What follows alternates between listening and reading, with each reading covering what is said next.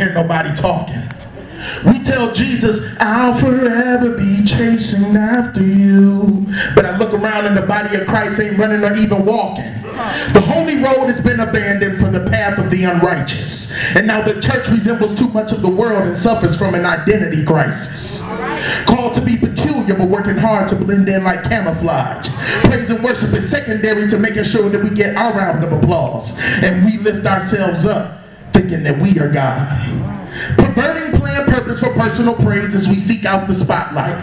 Giving lost souls plenty of excuses for not wanting to get right. Because when the doors of the church open up, they see believers in carnality as we fuss, cuss, and fight. Battling for positions and signing petitions, allowing the people to run the church. Turning music ministries into a secular-based Sunday's best star search. Christian celebrities are popular, but it's the meek that inherit the earth. But the saving grace is God saw it all and chose to create a place. A recipe for his manifested presence, favor, and power seasoned heavily with his grace. A place where his spirit abides and takes rest in his servants.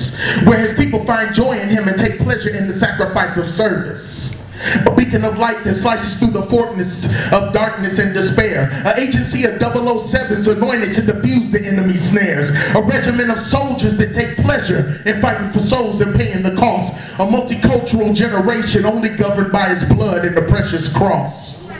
Led by a general that was anointed from his conception, who was purged in holy fire and custom built for effective change and restoration. A 21st century Joshua, God's secret weapon in the battle for this city, with a word flowing from his belly that repels sin and iniquity. He was chosen to restore years of misery. He was called to repair the brokenness of the believers that sustained injuries.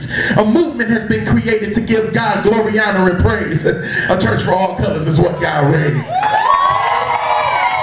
Detroit is being ambushed with sanctified altars. Lives are being changed by anointed sons and daughters that refuse to falter. Souls being saved, lives being changed. I'm a witness. See, I was done with church, but one service got my soul rearranged. I now walk in empowerment, understanding my assignment. I honor the man or woman of God for teaching me spiritual alignment. No longer hesitant about my ministry. No longer fear what others think or say.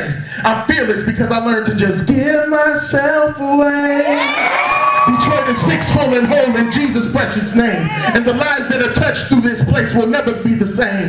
I thank God for placing me in a church that has a Pentecostal identity so that I can walk in the manifested blessings of peace, power, purpose, and prosperity.